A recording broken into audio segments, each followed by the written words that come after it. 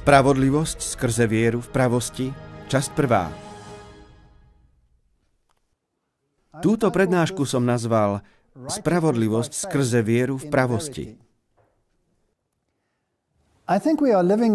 Myslím si, že žijeme vo veľmi vážnych časoch. A tak, ako sme si povedali v predchádzajúcej časti, svet je veľmi blízko tomu, aby sa rozhodol a povedal, my nemáme iného kráľa ako Cézara. A keď svet spraví také rozhodnutie, potom sa dostaneme do rovnakej situácie, v akej boli Židia krátko predtým, ako sa pre nich skončila doba milosti.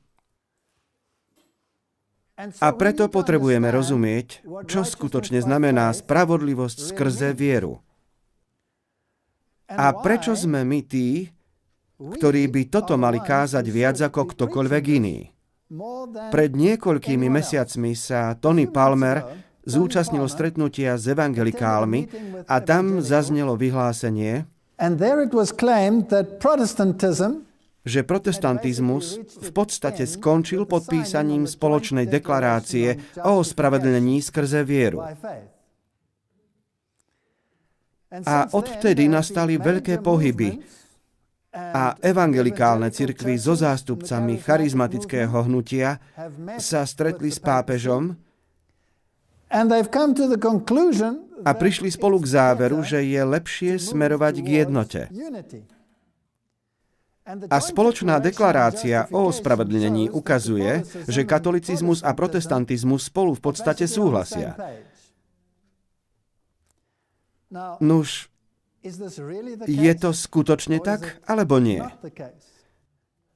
A my tejto záležitosti potrebujeme rozumieť, pretože toto je kľúčová záležitosť, okolo ktorej budú kulminovať posledné udalosti. Je to veľmi vážna záležitosť. Existuje pravá spravodlivosť skrze vieru.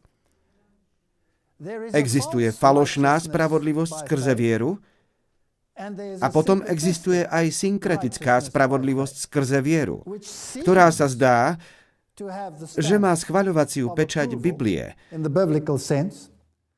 ale v skutočnosti je to pravda zmiešaná s blúdom a je jedovatejšia ako priamy blúd. Ak tejto záležitosti nebudeme rozumieť, potom je možné, že nám unikne pointa a zvolíme si za kráľa nikoho iného ako Cézara. Takže čo je spravodlivosť skrze vieru? A prečo som to nazval spravodlivosť skrze vieru vo svojej pravosti? Aby sme to vyriešili, začneme s biblickou spravodlivosťou skrze vieru. A budeme sa sústrediť na ospravedlnenie, teda omilostenie. Nebudeme sa sústrediť na posvetenie. Posvetenie je dôležité a dotkneme sa ho. Ale budeme sa sústrediť na ospravedlnenie, pretože o ňom je spoločná deklarácia.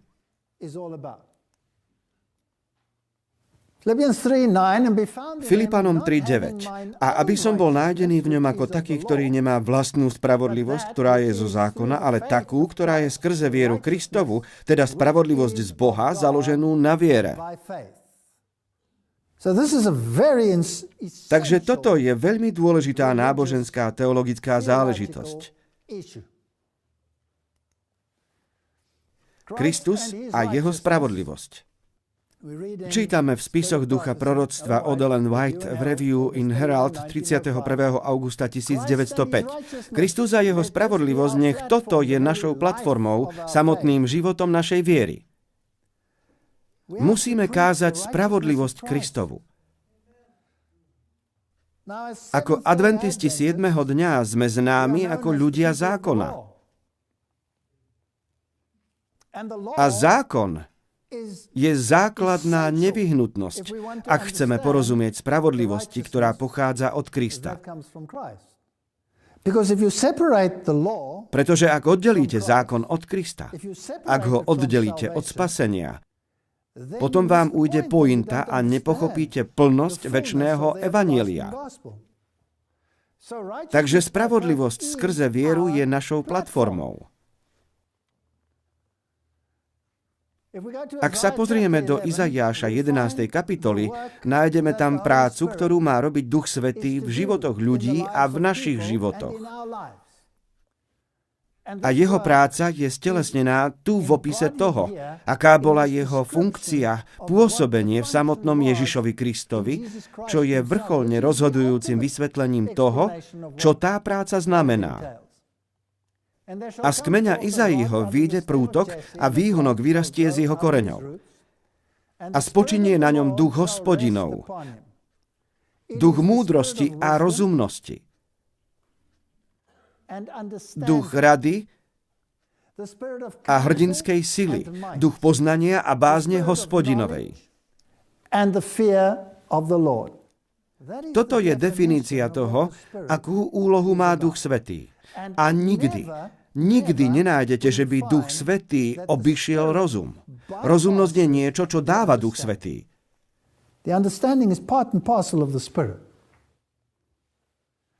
Aj poznanie, aj múdrosť. A dá mu rýchle porozumenie v bázni Hospodinovej. Nebude súdiť podľa videnia svojich očí, ani nebude trestať podľa počutia svojich uší, ale bude súdiť chudobných so spravodlivosťou a bude trestať tichých zeme právom rovnosti, bude byť zem prútom svojich úst a dychom svojich úst zabije bezbožného. A spravodlivosť bude opaskom jeho bedier a vernosť opaskom jeho drieku. Ako často sa tam nachádza slovo spravodlivosť? Takže toto je nevyhnutným komponentom práce Ducha Svätého. Dnes svet hľadá iného ducha, zážitkového ducha. Ale ten pravý duch nikdy neobíde rozumnosť, poznanie a múdrosť a radu.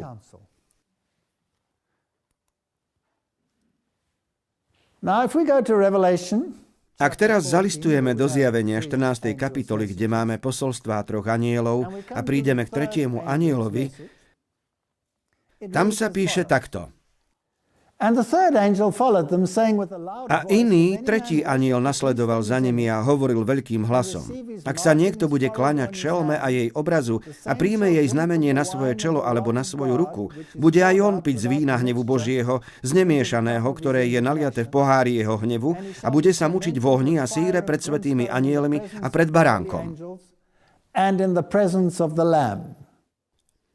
Toto je najvážnejšie varovanie v Novom zákone v súvislosti s poslednými udalosťami na tejto planéte.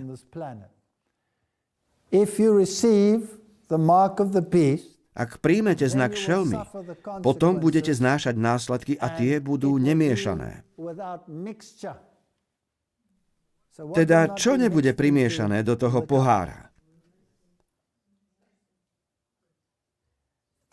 Nebude tam milosrdenstvo. Nie je tam milosrdenstvo zmiešané s hnevom. Žiadne zľutovanie. Pretože ste spravili rozhodnutie, že odmietate Boha a prijímate znak šelmy. A dým ich mučenia bude vystupovať na veky vekov. A nebudú mať odpočinku ani vo dne, ani v noci tí, ktorí sa kláňajú šelme a jej obrazu a ten, kto príjme znamenie jej mena. Oni nevojdú do jeho odpočinku. Nemajú pokoja. Im totiž ušla pointa, čo to znamená odpočívať v Bohu.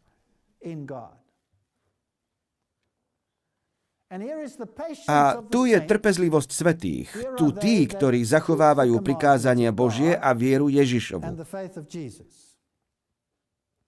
Takže toto posolstvo je posledné posolstvo výstrahy, ktorá pôjde do celého sveta, a existuje jedna cirkev, ktorá káže toto posolstvo po celom svete. A to je cirkev adventistov 7. dňa.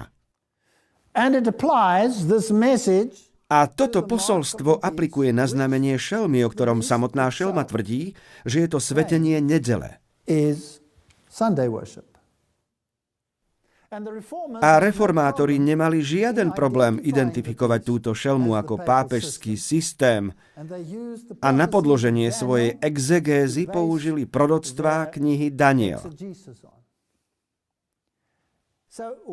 Takže keď ste prišli k tomu odpočinku a prijali varovanie pred znamením, potom v tomto je trpezlivosť svätých, tu sú tí, ktorí zachovávajú prikázania Božie a vieru Ježišovu. Takže toto je posolstvo o sobote a o celom zákone, ale týka sa odpočinku. A ak sa pozrieme na biblické učenia, ktoré táto cirkev káže, potom nájdeme niekoľko biblických náuk, ktoré sú piliermi, respektíve orientačnými medzníkmi.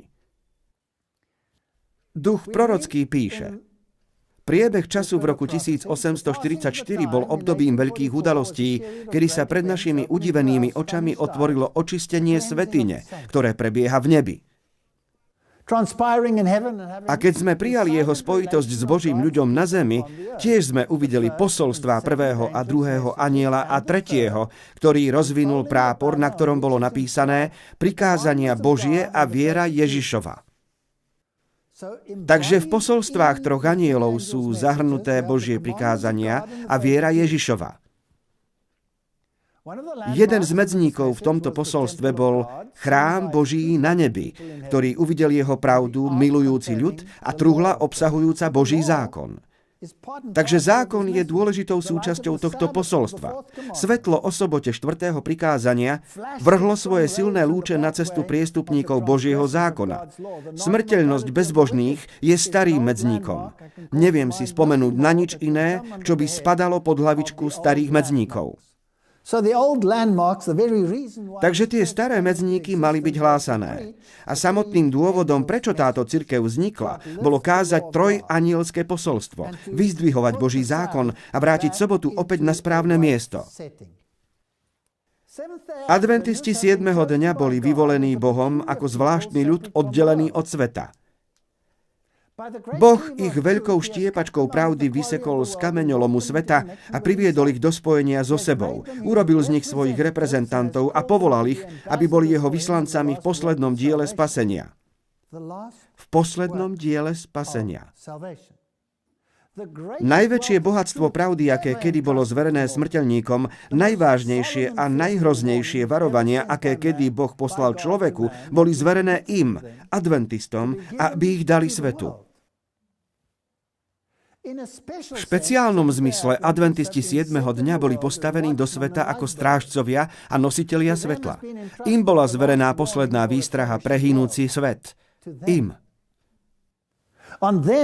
Na nich žiari nádherné svetlo zo slova Božieho. Im bola zverená práca najzávažnejšieho významu, hlásanie posolstiev prvého, druhého a tretieho anjela. Neexistuje iná práca takého veľkého významu. Nemali by dopustiť, aby ich pozornosť pohltilo niečo iné. Toto sme si prečítali už veľakrát, ale zdá sa, že si to budeme musieť prečítať ešte veľakrát, kým nám to konečne dôjde. Toto je naša práca a nič iné nesmie zamestnávať našu pozornosť. Toto je najdôležitejšie posolstvo, aké svet kedy dostal a je zverené nám, aby sme ho hlásali.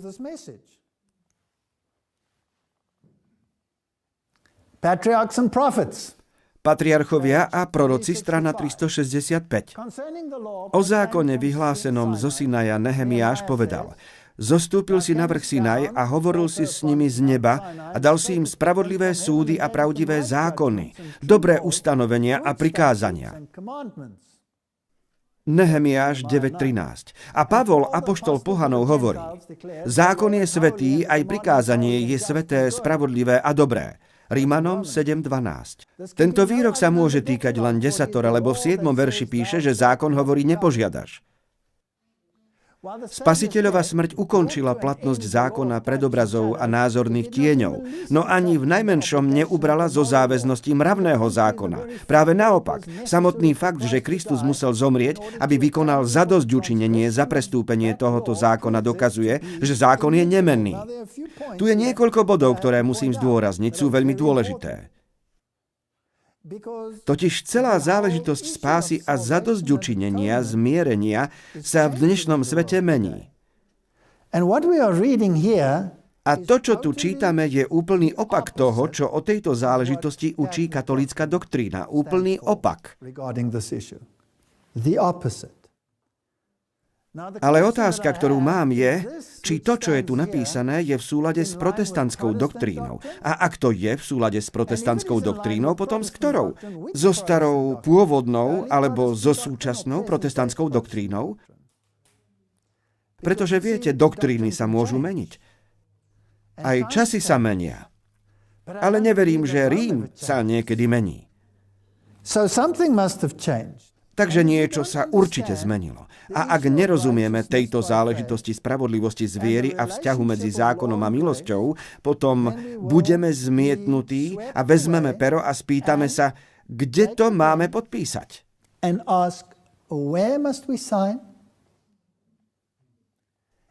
A keď ten dokument podpíšeme, tým vlastne skutočne vyhlásime, že nemáme iného kráľa ako Cézara. To znamená podpisom sa vzdať vlastnej spásy. A ak to podpíšete v mene vašej cirkvi, potom vravíte, jeho krv nech je na mne a na mojich deťoch. Toto je veľmi vážna záležitosť. Viete, žijeme vo svete, kde protestantský svet chce oddeliť zákon od milosti. Ale zákon sa nedá oddeliť od milosti, pretože potom vám ujdú záležitosti, ktoré sa týkajú spásy. Pretože tu sa píše, samotný fakt, že Kristus musel zomrieť, aby vykonal zadosťučinenie za prestúpenie tohto zákona, dokazuje, že zákon je nemenný. Kde nie je zákon, tam nie je prestúpenie zákona. Kde nie je zákon, nie je prestúpenia. A ak nie je prestúpenia, nie je potrebná milosť. Takže nemôžem byť pod milosťou, ak tu nie je zákon. Toto je adventistická pozícia. Čiže zákon platí. Zákon je nemenný. A zákon ma odsudzuje na smrť. Ja som hriešnik odsúdený na smrť. Kto za mňa zaplatí výkupné? Nikto nemôže zaplatiť cenu za hriechy niekoho iného. Okrem toho, v ktorom sme prítomní kolektívne ako jedno telo. Čiže v Adamovi všetci zomierajú. Pretože každý bol kolektívne ako jedno telo v Adamovi, keď Adam zhrešil. Je to logické? A keď Adam zhrešil, jeho celé potomstvo mohlo zdediť jedine to, čo mal. A čo mohol svojmu potomstvu odovzdať, a to bola smrteľnosť. Takže jeho potomstvo bolo odsúdené na smrť. Nemohol mu odovzdať ani systém spravodlivosti, pretože svoju spravodlivosť predal. Takže jediné, čo mohol zanechať svojmu potomstvu, bol sklon k hriechu. Takže my všetci sa rodíme na smrť a všetci máme sklon k hriechu. Žiadny človek nemôže zaplatiť cenu za náš hriech, ani žiadny anjel. Jediný, kto mohol zaplatiť tú cenu, bol ten, v kom bol Adam predtým, než bol stvorený. A kto to je? To je Boh. To je Boh. Čiže inými slovami, celé ľudstvo bolo kolektívne v Bohu predtým, než bol stvorený Adam. Čiže jediný, kto za nás môže zaplatiť kolektívne ako za ľudstvo, je Boh. Takže ak Ježiš nie je Bohom, potom ja som stále vo svojich hriechoch. Pretože žiaden človek nemôže zomrieť za niekoho iného. A nikto nedokáže niekoho vzkriesiť z mŕtvych, ak nemá život sám v sebe, ktorý môže položiť a potom znova vziať a dať ho komukoľvek, kto príjme ten dar záchrany a spasenia. Nuž, tu sa píše, že Ježiš musel zomrieť. Pretože zákon bol nezmeniteľný. Takže zákon a jeho nezmeniteľnosť je dôvodom, prečo Ježiš musel zomrieť. To je pozícia adventistov. A to je aj pozícia Biblie. Ale čo je súčasťou tohto posolstva? Zdravotná reforma je pravou rukou posolstva tretieho anjela. Keď sa zdravotná práca koná správne, je vstupujúcim klinom, ktorý vytvára cestu, aby ostatné pravdy mohli zasiahnuť srdce. Keď sa posolstvo tretieho anjela príjme v jeho plnosti, zdravotnej reforme sa dostane miesto na konferenčných výboroch združení, v práci cirkvi, v dome pri stole a pri všetkých organizačných rozhodnutiach rodiny. Potom tá pravá ruka bude slúžiť a chrániť telo. 1. Korinťanom 6.19. Či neviete, že vaše telo je chrámom Svätého Ducha, ktorý je vo vás, ktorého máte od Boha a že nepatríte sami sebe? Lebo ste boli kúpení za veľkú cenu. Oslavujte teda Boha svojim telom a svojim duchom, čo je oboje Božie. Chce Boh, aby sme sa starali o svoje telá? Áno. Prečo mu na tom záleží? Kto skonštruoval a vytvoril toto telo? Boh. Takže kto vie, čo si toto telo vyžaduje? Boh vie, čo si vyžaduje. A takto napísal v Biblii. Hovorí nám, aká mala byť naša strava, na čo sme skonštruovaní a oznámil to svojim prorokom a dal to do typológií a napokon to dal ako zvláštny dar zdravotné posolstvo svojej poslednej cirkvi. Pociťujete hlboký záujem o rozširovanie zdravotných publikácií a to je správne. Ale toto špeciálne odvetvie nemá pohlcovať všetko. Zdravotná reforma je tak úzko spojená s posolstvom tretieho anjela ako pravá ruka s telom, ale ruka nemôže zaujať miesto tela. Veľkým ťažiskom našej práce je hlásanie posolstva tretieho anjela, prikázaní Božích a svedectva Ježišovho. Toto posolstvo má byť hlásané silným hlasom a má ísť do celého sveta. Prezentácia zdravotných princípov musí byť spojená s týmto posolstvom, no v žiadnom prípade nesmie byť od neho nezávislá, ani nejakým spôsobom nesmie zaujať jeho miesto. OK. Takže zdravotné posolstvo je súčasťou posolstva tretieho anjela. Je to tak? Je to pravá ruka. Svedectvá zväzok 5. Noví veriaci musia mať jasné porozumenie. Ako sa blíži koniec a dielo hlásania poslednej výstrahy svetu sa rozširuje, je čo? Čo sa tam píše? Je ešte dôležitejšie pre tých, ktorí prijímajú prítomnú pravdu, aby mali jasné porozumenie povahy a vplyvu svedectiev, ktoré Boh vo svojej prozreteľnosti spojil s dielom posolstva tretieho anjela od jeho samého začiatku. Dobre, takže posolstvo tretieho anjela nie je len nepríjmite znamenie šelmy, len zachovávajte sobotu. Posolstvo tretieho anjela obsahuje oveľa viac. Videli sme, že s posolstvom tretieho anjela súvisí celé zdravotné posolstvo. Celý duch proroctva súvisí s posolstvom tretieho anjela. V dávnych dobách Boh hovorieval s ľuďmi ústami svojich prorokov a apoštolov.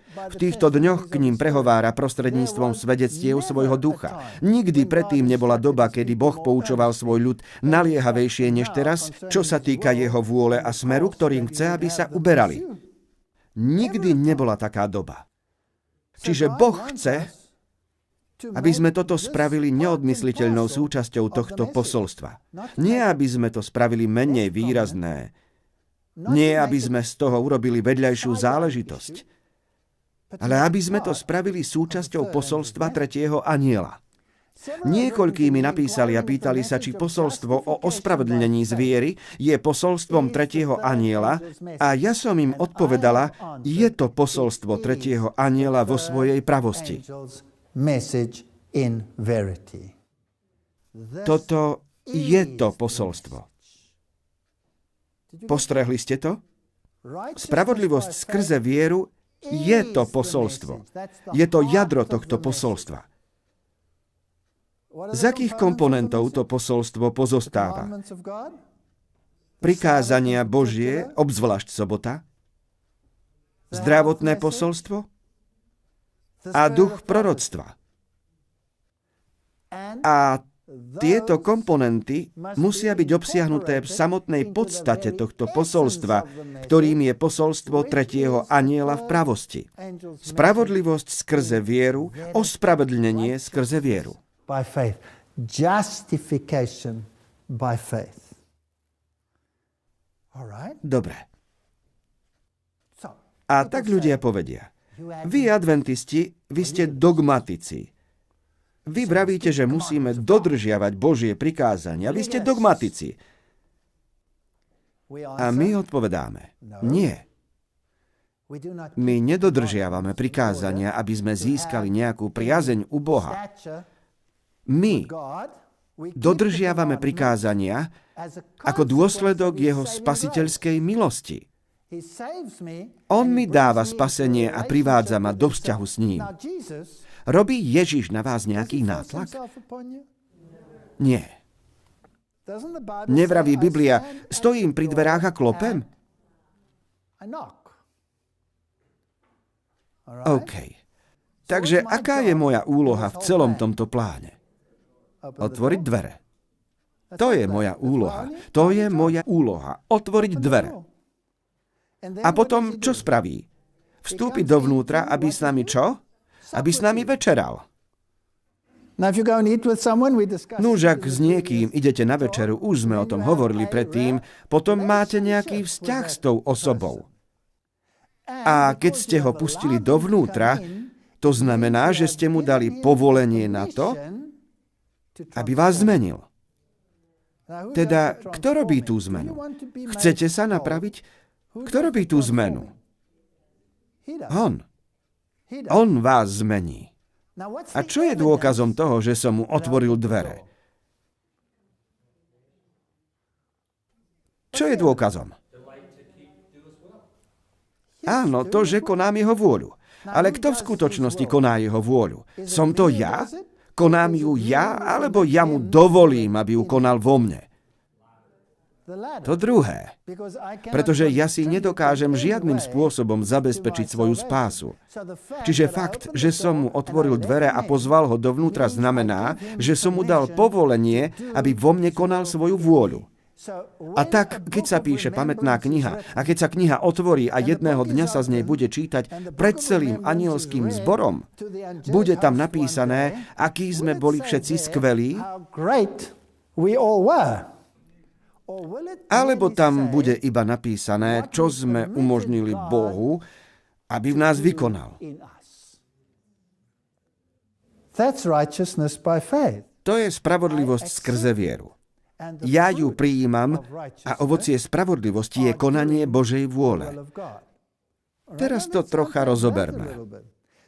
Čiže ak príjmem Kristovu spravodlivosť, a spravodlivosť znamená konať to, čo je správne, a on má dokonalú božskú moc v tejto spravodlivosti, potom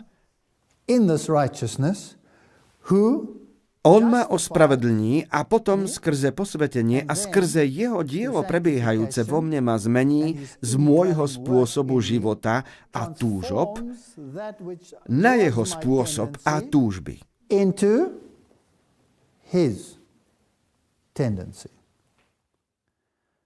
Ale ak poviem, že nechcem dodržiavať jeho prikázania, prijal som ho vierou? Otvoril som mu dvere? Nie. Dobre, postúpme o krok ďalej. Ak spravodlivosť skrze vieru je posolstvom tretieho anjela vo svojej pravosti, ktoré sa nesie pod heslom prikázania Božie a viera Ježišova, Čo ak odmietnem posolstvo o zdravotnej reforme? Čo potom? Prepáčte, pomôžte mi. Môžem prijať iba časť jeho spravodlivosti, alebo ju musím prijať celú? Dobre, čiže ak ma chce priviesť opäť tam, kde ma od počiatku chcel mať, stvoreného na obraz Boha, potom to zahrňa celý balík duchovných aj fyzických vecí, či nie?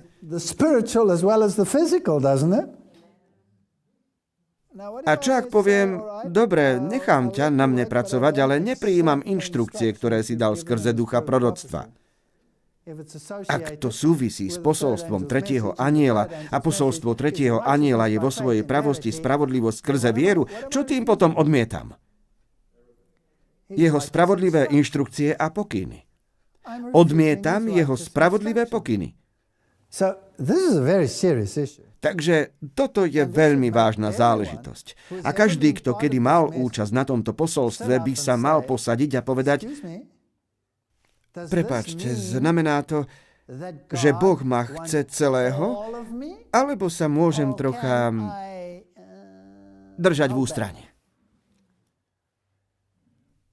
Posolstvo predstavuje vyvýšeného spasiteľa. Toto posolstvo malo svetu výraznejšie predstaviť vyvýšeného spasiteľa. Obeť, prosím, počúvajte tieto slová. Obeť za hriechy celého sveta.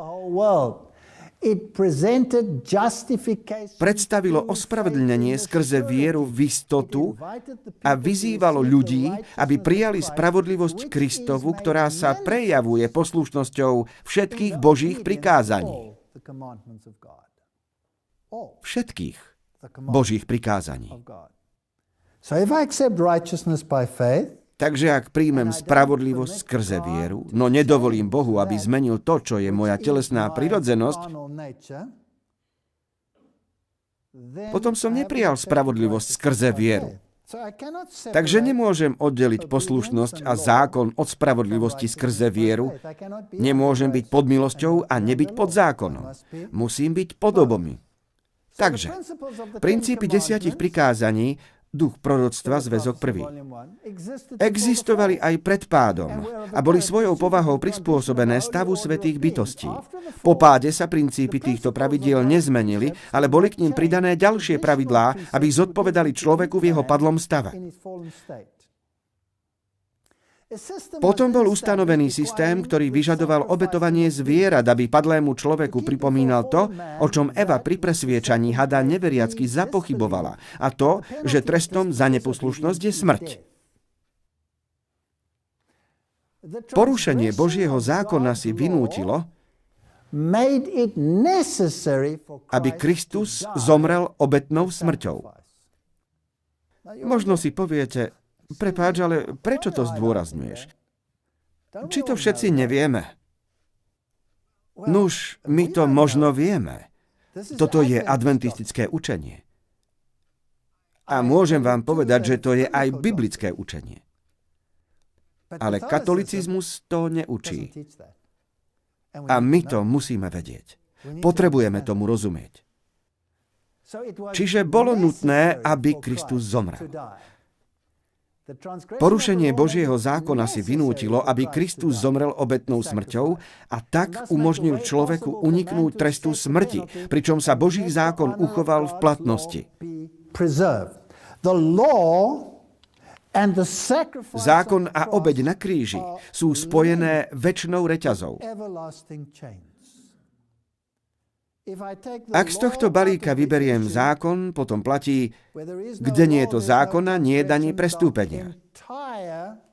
A celý plán spasenia sa tak rozsype, pretože potom nie je potrebný kríž. Chápete to? Ak kríž nebol potrebný, potom moje spasenie sa musí dať získať iným spôsobom, ako obeťou na kríži. No potom to už nie je spravodlivosť skrze vieru v Božieho Syna, ktorý za mňa zaplatil tú cenu. Potom to už je iná cesta. A to je cesta Kainova, ale nie Božia cesta. Toto je veľmi vážna záležitosť. A budeme sa zaoberať spoločnou deklaráciou, kde niektorí ľudia vezmú pero a podpíšu tú deklaráciu spolu s organizáciami, ktoré veria, že toto nebolo nutné. Toto je veľmi, veľmi vážna záležitosť. Takže teraz vieme, že zákon a obeť podľa ducha proroctva sú spojené a nedajú sa oddeliť. Pretože na kríži sa milosť a spravodlivosť poboskali. Spravodlivosť vyžadovala trest smrti. A Kristus, ktorý mal ľudský rod kolektívne v sebe, tú cenu zaplatil.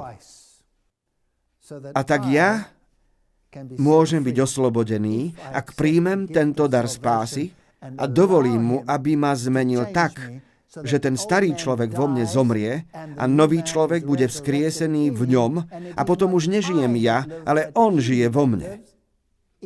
Nie je to biblické? Dobre, uistíme sa teda, či to máme jasné. Pretože keď natrafíme na nepravé učenie, musíme si byť istí, že stojíme na základoch slova Božieho. Galatianom 3:13. Kristus nás vykúpil spod zlorečenstva zákona. Zlorečenstvo zákona je trest smrti. Tým, že sám sa stal zlorečenstvom za nás, lebo je napísané zlorečený každý, kto visí na dreve. Aby požehnanie Abrahámovo prešlo na pohanov v Ježišovi Kristovi, aby sme dostali zasľúbenie ducha skrze vieru. Kološanom 1:12. Ďakujúc Otcovi, ktorý nás učinil hodnými mať účasť na podiele dedičstva svätých v svetle, ktorý nás vytrhol z moci tmy a premiestnil do kráľovstva Syna svojej slávy, v ktorom máme vykúpenie skrze jeho krv.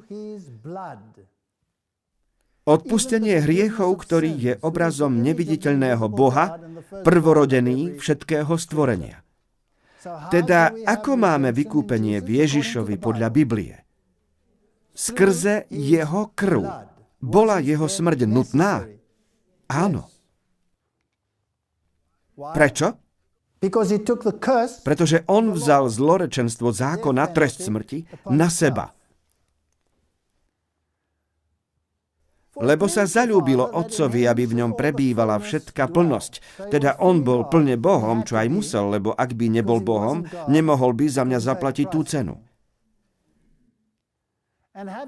A urobiac spokoj skrze krv jeho kríža, musel zomrieť.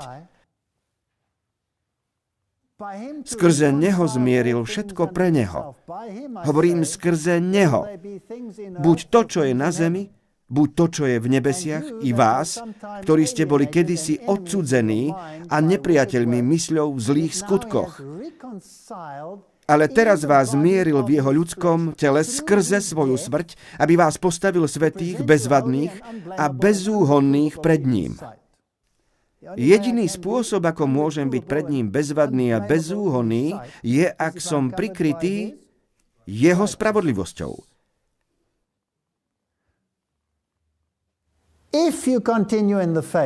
Ak totiž zotrvávate vo viere, môžem odpadnúť od viery?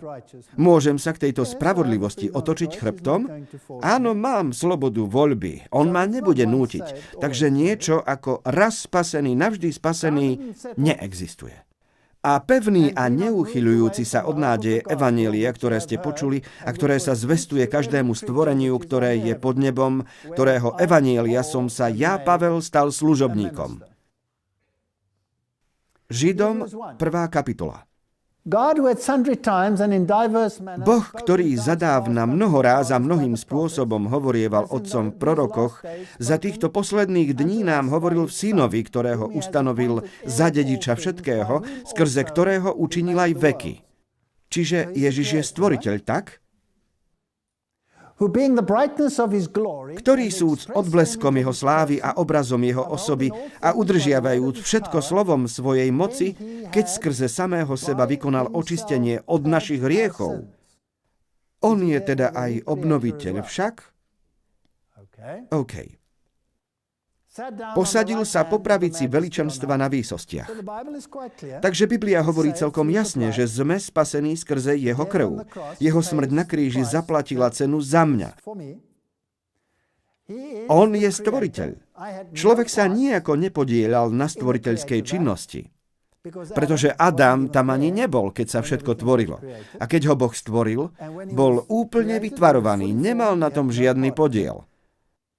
A takisto nebude autorom diela obnovy a pretvorenia. Toto je veľmi dôležité, pretože ako uvidíme, je tu istá dichotómia ideí. Takže on zaplatil cenu aj za vykúpenie. Teraz citujem manuskript 548, Hnev Boží. Toto sú všetko dôležité komponenty, pretože ako uvidíme, Rím má opačný pohľad. Lebo tak miloval Boh svet, že svojho jednorodeného syna dal, aby nikto, kto verí v neho, nezahynul, ale mal večný život. Tieto slová nám ukazujú, prečo Boží hnev padol na jeho jednorodeného syna, prečo nevinný trpel za vinných, prečo spravodlivý niesol trest, ktorý plne patril nespravodlivým. Ježiš prišiel, aby niesol trest za previnenie človeka, aby potvrdil a obhájil nezmeniteľnosť Božieho zákona a spravodlivosť jeho vlády. Prišiel učiniť koniec hriechu a priniesť spravodlivosť vekov. Rukopis 548, strana 45. Je to v súlade s biblickým učením? Rozhodne áno. Rozhodne áno. Takže Boží hnev padol na Ježiša. Katolicizmus však povie: OK, takže Boh Otec teraz nenávidí svojho syna. Prepáčte, je to biblická doktrína? Nehovorí Ježiš, keď ste videli mňa, videli ste Otca? Ja a Otec sme jedno. Teda toto bolo ich spoločné rozhodnutie, či nie? Neboli tam dve rôzne entity, z ktorých jedna rozhodla: ja ťa šľahnem, raním z nejakého dôvodu a potom ťa zrazu budem nenávidieť. Nie. Boh nenávidí hriech, ale nikdy nie hriešnika. Takže okoľko viac bude nenávidieť hriech, ktorý Kristus zobral na seba, ktorý vytlačil život z jeho milovaného syna. Toto je môj milovaný syn, v ktorom sa mi zaľúbilo. Dobre. Čiže Boží hnev padol na hriech, ktorý Kristus zobral na seba. Ale on sám, ktorý bol bez hriechu, nemohol byť držaný v hrobe.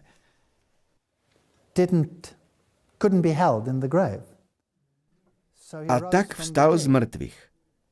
A ktokoľvek, kto mu dovolí, aby ho zmenil, aby zmenil vás alebo mňa, bude mať účasť na tom skriesení. Syn Boží, ktorý sa podujal, že sa stane vykupiteľom ľudskej rasy, dal Adama do nového postavenia voči jeho tvorcovi. Bol stále padlý, ale otvorili sa mu dvere nádeje. Boží hnev stále visel nad Adamom, ale vykonanie rozsudku smrti sa odložilo. A rozhorčenie Boha sa zdržalo, pretože Kristus sa podujal, že sa stane vykupiteľom človeka.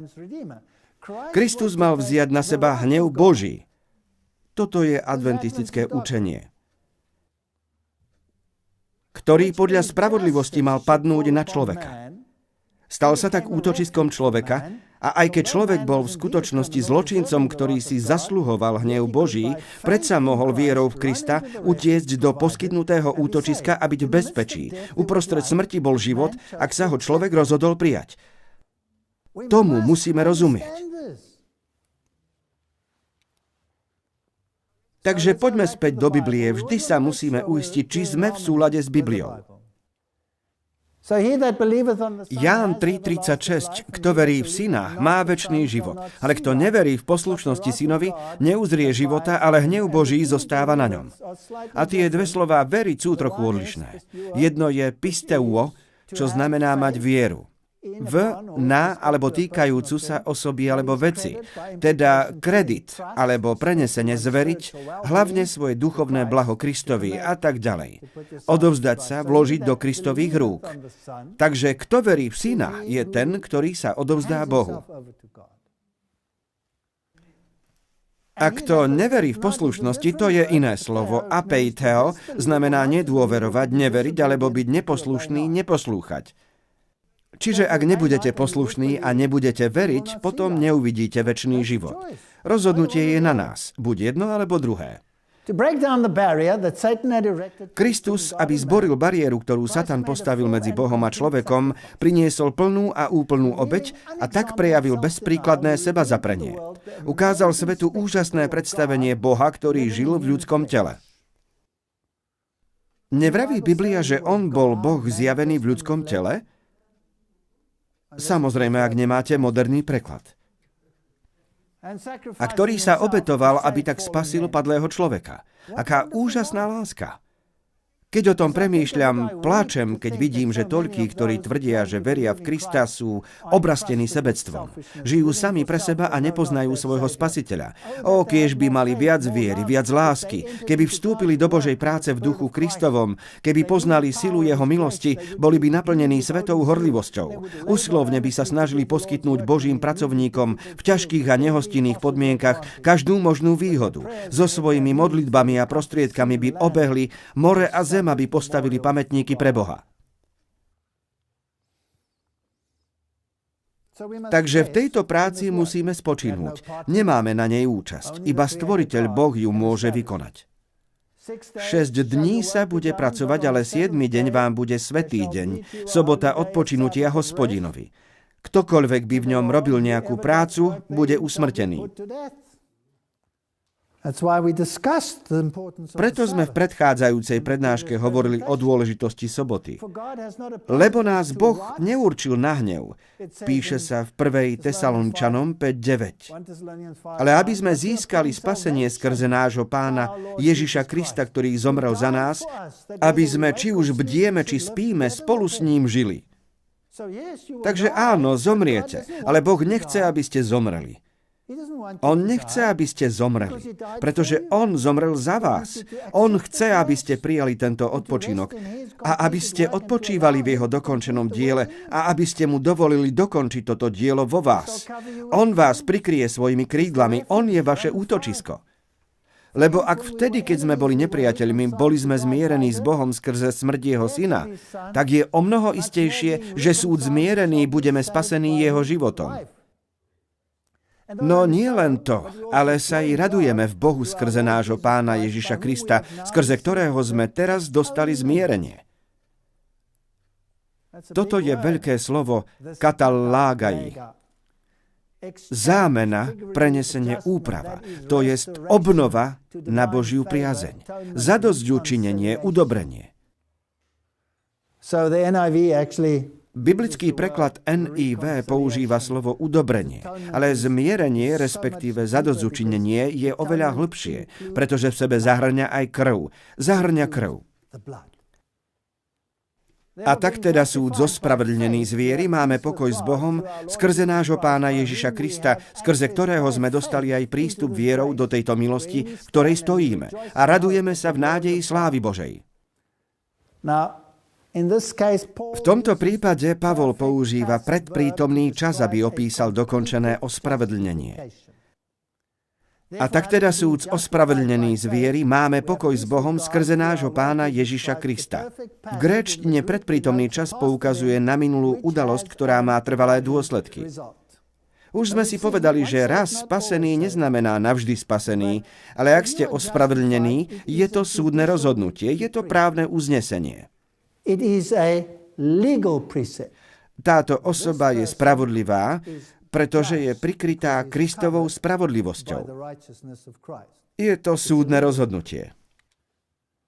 Ten istý koncept nachádzame v Rimanom 3:24. Ospravedlňovaný súd zadarmo jeho milosťou skrze vykúpenie, to jest výkupné, ktoré je v Kristu Ježišovi. Takže toto ospravedlnenie je právny úkon Krista, ktorý ma zakrýva svojou spravodlivosťou. Ja nie som v žiadnom prípade dokonalý. Som padlá bytosť so sklonom k hriechu.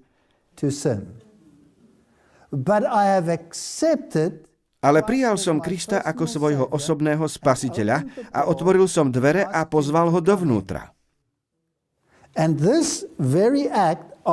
A tento úkon, keď vierou prijímam jeho spravodlivosť, ma právne prikrýva. Potom nasleduje proces posvetenia, čo je práca na celý život. A Boh berie do úvahy tendenciu srdca a vôľu napodobňovať Krista. A pracuje na mojej povahe a premieňa ju nepostrehnuteľne, nikdy si to nevšimnem a vždy budem pred sebou vidieť jeho spravodlivosť a svoju úbohosť a patetickosť. Ale aj samotné posvetenie je zloženie slávy človeka do prachu, aby som sa nechválil žiadnym podielom na ňom. Je to úplne jeho dielo. A dôvod, prečo ho potrebujem, je moja úbohosť. Rímanom 3.25, ktorého Boh preduložil, aby bol uzmierením, tu je to úžasné grécke slovo hilasterion, skrze vieru v jeho krv, aby ukázal svoju spravodlivosť, pre odstránenie predošle sa udialých hriechov, skrze Božiu zhovievavosť, aby ukázal svoju spravodlivosť v terajšom čase, aby bol spravodlivý a ospravedlňujúci toho, kto je z viery Ježišovej. Kde je potom chvála človeka? Je vylúčená. Nemá sa čím chváliť. Akým zákonom? Zákonom skutkov? Ako môžem konať skutky, keď som mŕtvy? Pre ospravedlnenie nemôžem urobiť nič. Je to dar. Nie, ale zákonom viery. Tu je to úžasné slovo, Biblia je taká fascinujúca. Tu je to úžasné slovo uzmierenie, hilasterion. Počúvajte, čo znamená. Je to zmierujúca obeť, ale tiež to môže znamenať vrchnák truhlý zmluvy, trón milosti. A on používa to isté slovo, aby ho takto preložil. Žalm 17.8. Chráň ma ako zrenicu oka, ukry ma v tôni svojich krídel. Žalm 36.8. Aká vzácna je tvoja milosť, ó Bože, preto sa synovia človeka utiekajú do tône tvojich krídel. Toto je metafora na Božie ospravedlnenie. Žalm 91.4. Prikryje ťa svojimi brkami a uchýliš sa pod jeho krídla. Jeho pravda bude tvojím štítom a pancierom. A v liste Židom 9.5 Pavol použil tieto slová. A nad ňou, nad truhlou zmluvy, cheruby slávy, zatôňujúci z ľutovnicu, to isté slovo hilasterion, uzmierenie za naše hriechy, o ktorých veciach hovoriť dopodrobna nie je teraz možno. V deň zmierenia sa na túto zľutovnicu pokropila krv. Teda táto zľutovnica z čistého zlata ma prikrýva a chráni pred Božím hnevom. A jej výška bola 1,5 lakťa. A mrežový rošt obetného oltára bol tiež 1,5 lakťa vysoký. Teda spravodlivosť Božia, ktorá vyžadovala smrť baránka, je presne taká vysoká ako milosť, ktorá ma prikrýva a chráni pred odsúdením zákona. Je to úžasný systém. A nad truhlou sú dvaja anjeli pozerajúci sa na zľutovnicu s údivom, že Boh zaplatil túto cenu, aby som ja mohol žiť.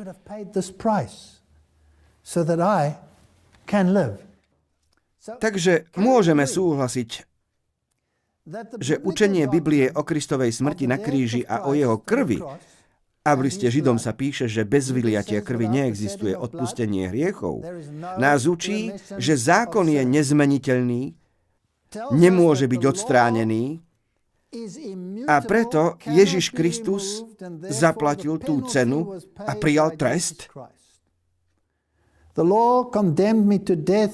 Zákon ma odsúdil na smrť, ale vďaka Bohu jeho zľutovnica ma prikrýva a chráni pred jeho hnevom. Boh vzal ten hnev na seba, keď vzal na seba všetky moje hriechy, čo stálo život Syna Božieho, a skrze jeho krv, ktorá sa pokropila na zľutovnicu, som spasený. Je to biblické učenie, alebo nie? Áno, OK. Tu je heidelbergský protestantský katechizmus. Otázka 60. Ako môžeš byť spravodlivý pred Bohom? Odpoveď. Toto je viera reformátorov. Iba pravou vierou v Ježiša Krista. Takže aj keď ma moje svedomie obviňuje, že som hrubo porušil všetky Božie prikázania a nedodržal ani jedno, a mám stále sklon k všetkému zlu. Napriek tomu Boh bez akejkoľvek mojej zásluhy, ale iba púhou milosťou mi poskytne a pripočíta dokonalé zadosťučinenie, spravodlivosť a svätosť Kristovu, a to tak, ako by som nikdy nemal ani nespáchal žiadny hriech. Áno, ako by som plne dosiahol všetku poslušnosť, ktorú Kristus dosiahol za mňa. Pokiaľ príjmem také dobrodenie s veriacím srdcom. Na to môžem povedať amen. Môžem povedať amen. Toto je viera reformátorov, takže adventizmus stojí pevne na reformovanej viere. Teraz ale moderný protestantizmus chce odstrániť zákon. A tým sa celý plán spasenia rúca. Pretože ak je zákon preč, potom nie je hriechu a prestúpenia a Boh nemusel zomrieť. Potom sa dostávame blízko ku katolíckej doktríne. Takže toto zmenené protestantstvo môže viesť protestantov k podpísaniu spoločnej deklarácie s katolicizmom. Overme si to. Martin Luther. Čomu veril Martin? Nie je tajomstvom, že mám rád Martina Luthera, však ak si náhodou nespomínate, chcem povedať, že mám rád Martina Luthera. Martin Luther trval na tom, že táto pravda robila rozdiel medzi stojacou a padajúcou cirkvou. Ak cirkev zastáva pravdu o ospravedlnení len samotnou vierou, bavíme sa o omilostení vierou, nie o posvetení, OK? Potom podľa Luthera to je stojaca cirkev. Ak ju nezastáva, potom je to padajúca cirkev. Dôležitosť pravdy o ospravedlnení jedine vierou dosvedčuje aj fakt, že dve kréda, ktoré povstali z reformácie, belgické vyznanie a heidelbergský katechizmus, túto pravdu podporujú a obhajujú. A robia to presnými, mocnými a povzbudivými výrazmi. Dobre. Teda oni všetci tomu verili. A čo sa stane s nespravodlivými, bezbožnými? Zjavenie 14:10. Aj ten bude piť z vína hnevu Božieho nezriedeného, naliatého do kalicha jeho hnevu a bude mučený ohňom a sírou pred svätými anielmi a pred baránkom. Toto je posledný čin Boha, úplne protichodný jeho charakteru. Izaiáš to opisuje v 28.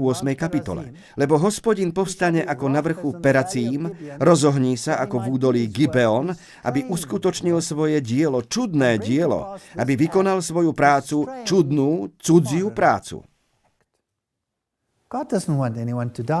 Boh nechce, aby niekto zomrel. Boh je Bohom lásky. Ale aby ukončil veľký spor vekov, tak to spraví. Ale iba potom, keď ho všetci odmietnú a vyhlásia, nemáme iného kráľa ako Cézara. My ťa nechceme. A ak poviete, my ťa nechceme, potom odmietate život, pretože on je jediný, kto vám ho môže dať. Ale existuje bod, kedy sa božská trpezlivosť vyčerpá a Božie súdy budú nepochybne nasledovať. Pán Boh je dlho zhovievavý voči ľuďom a mestám, milostne im dáva výstrahy, aby ich zachránil pred svojím hnevom. Ale príde čas, kedy už prosby o milosť nebudú vypočuté. Boh sa nebude vnucovať nikomu. Ezechiel hovorí, povedz im, ako že ja žijem, hovorí Pán Hospodin, že nemám záľubu v smrti bezbožníka, ale v tom, aby sa bezbožník odvrátil od svojej cesty a žil. Odvráťte sa od svojich zlých ciest, lebo prečo by ste mali zomrieť dome Izraelov? Hľadajte Hospodina, vraví Izaiáš, dokiaľ ho možno nájsť. Volajte na neho, dokiaľ je blízko.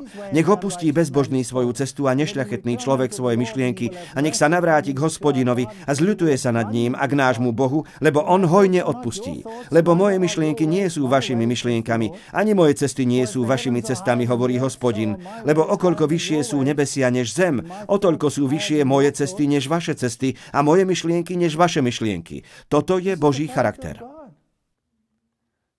Lebo nie skrze zákon bolo dané Abrahámovi, alebo jeho semenu zasľúbenie, že bude dedičom sveta, ale skrze spravodlivosť viery. Toto je posolstvo tretieho anjela. Ako sa prejavuje? Poslušnosťou všetkých Božích prikázaní. Lebo ak sú dedičmi tí, ktorí sú zo zákona, vtedy je viera vyprázdnená a zasľúbenie je zmarené. Lebo zákon pôsobí hnev. Lebo tam, kde nie je to zákona, nie je ani prestúpenia. Preto je z viery, aby bolo podľa milosti, aby bolo zasľúbenie pevné všetkému semenu, nie len tomu, ktoré je zo zákona, ale aj tomu, ktoré je z viery Abrahámovej, ktorý je otcom nás všetkých. Preto mu to aj bolo pripočítané za spravodlivosť. A nie je to napísané iba pre neho, že sa mu to pripočítalo, ale aj pre nás, ktorým to bude počítané, ak veríme na toho, ktorý vzkriesil Ježiša, nášho Pána z mŕtvych, ktorý bol vydaný pre naše hriechy a vstal z mŕtvych pre naše ospravedlnenie. Toto je biblické učenie. Dobrovoľne náš božský zástupca obnažil svoju dušu meču spravodlivosti, aby sme nezahynuli, ale mali večný život. Kristus povedal, ja kladiem svoj život, aby som ho zase vzal. Nikto ho neberie odo mňa, ale ja ho kladiem sám od seba. Mám moc ho položiť a mám moc ho zase vziať. Toto všetko sú texty, o ktorých sme hovorili. On je skutočne Bohom, on je jediný, kto to môže urobiť. Ľudský rod bol kolektívne v ňom. Žiaden človek zo zeme alebo anjel z neba nemohol zaplatiť pokutu za hriech. Ježiš bol jediný, kto mohol spasiť rebelantského človeka. V ňom sa spojilo božstvo s ľudstvom a toto dalo účinnosť obeti na kríži Golgoty. Na kríži sa stretli milosť a pravda, spravodlivosť a pokoj sa navzájom poboskali. Keď hriešnik hľadí na Spasiteľa, ako umiera na Golgote a uvedomí si, že ten, čo trpí, je Bohom, pýta sa, prečo bola prinesená taká obrovská obeť a kríž poukáže na svätý zákon Boží, ktorý bol prestúpený. Rozumiete teraz, prečo iba adventisti 7. dňa môžu priniesť toto posolstvo svetu? Prečo nikto iný? Prečo bolo zverené adventistom 7. dňa? Kvôli vyváženému vzťahu medzi zákonom a milosťou. A ak protestantizmus ten vzťah stratil, ako môže priniesť posolstvá troch anjelov? A katolicizmus neuznáva Boží zákon, ale zmení ho, ako by mohol priniesť posolstvá troch anjelov? Teda toto môže urobiť iba niekto, kto rozumie väzbe medzi zákonom a milosťou. Raný protestantizmus poznal ospravedlnenie do bodky. Ale nemali správne celý zákon. Či mali? Nie, veru. Zasekli sa na niekoľkých bodoch. Teda iba tí, ktorí dodržujú všetky Božie prikázania, môžu v skutočnosti priniesť posolstvá troch anjelov. Ale ak ich predstavíme ako zákon a literu zákona, potom nám ušla pointa. Pretože potom sme podobní farizejom. Ale my nie sme farizeji, my sme protestanti. Fakticky, tým, že predstavujeme zákon a milosť v správnom vzťahu, sme jediní praví protestanti, čo ostali. Toto je obrovská zodpovednosť, preto na tejto cirkvi leží taká ohromná zodpovednosť. Môžeme zveriť naše duše do opatery Boha ako verného stvoriteľa nie preto, že sme bezhriešni. Čiže nie sme takí ohromní. Nemyslíte si, že sme kto vie čo, pretože nám Boh zveril toto posolstvo. Sme hriešnici spasení milosťou. Ale pretože Ježiš zomrel, aby spasil také chybujúce a chybné tvory, ako sme my. Môžeme tak spočinúť v Bohu nie kvôli našej zásluhe, ale pretože je nám pripočítaná Kristova spravodlivosť. Musíme pozerať nie na seba, ale na nepoškvrneného baránka Božieho, ktorý nezhrešil a ak budeme na neho hľadieť vo viere, budeme ako on. Mimochodom, ktoré sú najdôležitejšie zmysly na našej hlave? Zrak? Sluch? A myslím, že sem môžeme pridať aj to, čo ide cez naše ústa. Takže to, čo počujeme a čo hovoríme a tiež to, čo vidíme, nás môže meniť. Teda ak žijeme pre tento svet, začleníme svet do nášho systému. Ak budeme počúvať a pozerať to, čo ponúka tento svet, potom to naplní celú našu bytosť. Takže musíme hľadieť na Krista. Židom 9.12. Ani nie krvou kozlov a teliat, ale svojou vlastnou krvou vošiel raz navždy do svätyne, získajúc večné vykúpenie. A bez vyliatia krvi nie je odpustenia.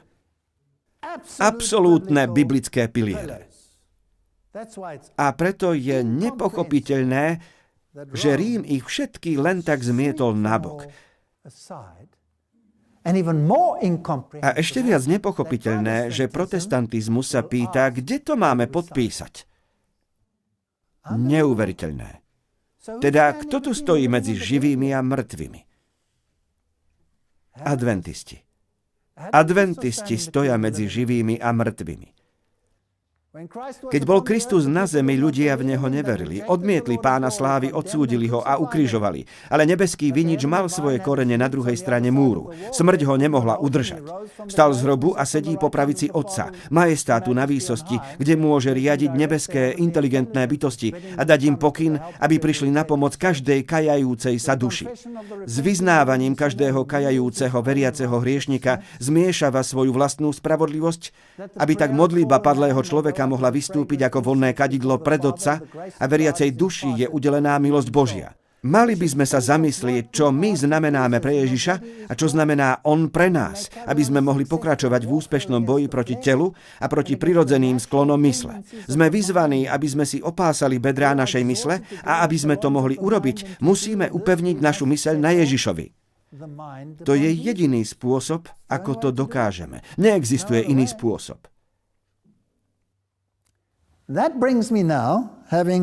Tak a teraz sme tu. Strávili sme značný kus času uisťovaním sa, že rozumieme, že naše učenie nie je prázdne a jalové. Naše učenie je založené na Biblii. Naše učenie je založené na reformácii. Je to tak? Dobre. A teraz rímsko-katolícky pohľad na zmierenie. V kontraste s odpočinkom, ktorý nachádzame v dokonanom diele Krista skrze zmierenie, ktorého znamením alebo znakom je sobota, jedine sobota môže byť znamením, pretože prichádza na konci stvorenia, pretože v sebe zahŕňa uznanie jeho vlastníctva skrze stvorenie a skrze vykúpenie. Rímsky katolicizmus predstavuje iné znamenie oddanosti, ktoré Biblia nazýva znamenie šelmy. Adventizmus 7. dňa a katolicizmus sú teda neodvolateľne nezmieriteľné vzhľadom k týmto záležitostiam. Katolícke zmierenie berie do úvahy učenia cirkevných otcov a zmiešava ich do jednotného celku založeného na tradícii. Čiže nie je to založené na slove Božom. Overme si to. Budem tu citovať zo stránky katolik.com. Odpovede a trakty, pojednania. Toto je katolícka stránka, na ktorej odpovedajú na otázky, ktoré im zašlete. Takže toto je oficiálna rímsko-katolícka cirkev, ktorá nám vraví, čomu veria a čo si myslia o adventistoch. Oni píšu. Adventisti sa tiež hlásia k dvom protestantským šiboletom. Sola scriptura, Biblia je jediným pravidlom viery, a sola fide, ospravedlnenie je iba vierou. Prepáčte, oni sa hlásia k dvom protestantským šiboletom. A tie dva šibolety sú sola scriptura a sola fide. Ja by som chcel vedieť, čo znamená slovo šibolet. Zaujíma to aj vás? Iní protestanti, hlavne konzervatívni, evangelikáli a fundamentalisti, často v týchto bodoch adventistov napádajú a tvrdia, že sa ich v skutočnosti nepridržajú, čo sa často používa ako dôkaz, že sú kultom. Teda prečo ostatní protestanti napádajú adventistov? Kvôli ich postoju k Božiemu zákonu. A hovoria, vy ste dogmatici, vy neveríte v spasenie vierou, vy ste dogmatici, pretože vravíte, že je treba dodržiavať zákon. Ale oni nechápu vzťah medzi zákonom a milosťou a jej prijatie vierou. Pretože tu sú tí, ktorí zachovávajú prikázania Božie a vieru Ježišovu. A už sme si povedali, prečo sa nemôže oddeliť zákon od milosti. Dobre. Avšak naprieč spektrom protestantizmu od luteránov a anglikánov so svojimi liturgiami a obradmi po prostejších letničných a baptistov existuje len málo zhody vo význame týchto dvoch fráz alebo doktrín, ktoré by mali predstavovať. Tento výrok sa mi páči, súhlasím s ním. Adventizmus 7. dňa nemôže zmeniť svoj náhľad na katolícku cirkev ako na babylonskú smilnicu. Kto to píše? Toto píše rímsko-katolícka cirkev. Adventizmus 7. dňa nemôže zmeniť svoj náhľad na katolícku cirkev ako na babylonskú smilnicu bez toho, aby pripustil, že sa mýlil v otázke svätenia nedele. Nemôže pripustiť, že svätenie nedele nie je znamením šelmy bez toho, aby zmenil svoj pohľad na židovskú sobotu. Adventizmus 7. dňa nemôže prestať byť antikatolícky bez toho, aby prestal byť adventizmom 7. dňa. To je fascinujúce. Prijal by som si, aby niektorí z našich bratov si prečítali tieto vyhlásenia pochádzajúce z rímskeho pera. Samozrejme, neexistuje niečo také ako židovská sobota, existuje iba sobota, ktorú Židia dodržiavali. Takže nech vás ten žargón nemýli. Ale oni tvrdia, že sola scriptura, Biblia a jedne Biblia a sola fide, spasenie z milosti jedne vierou, sú šibolety.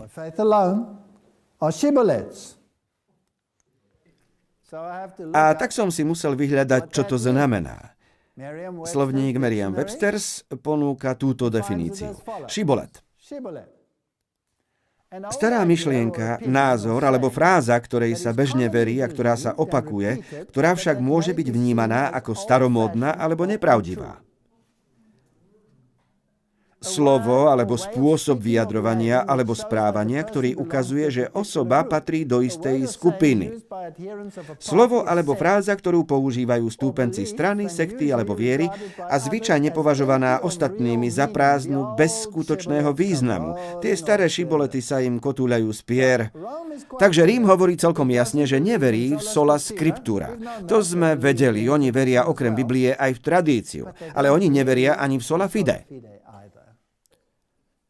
Takže ospravedlnenie z viery je protestantské učenie. A keď protestantizmus kompromituje toto učenie tým, že sa spojí s Rímom, potom vlastne popiera, že Ježiš je ich kráľom, tak ako to spravili Židia.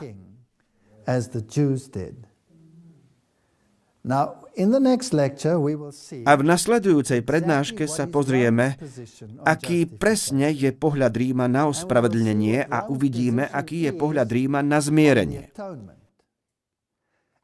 A keď pochopíme, aká je ich pozícia, so zdesením si uvedomíme, že spoločná deklarácia je kompromisom, napísaným tak geniálne, že dokonca aj bystrí protestanti k nej priložili svoje pero. Nech nám Boh pomáha, aby sme ako nositelia posolstva 3. anjela nepadli do tejto pasce. Amen. Niektoré kroky sú nesmelé, iné obťažné. Sú kroky odvážne a kroky závažné.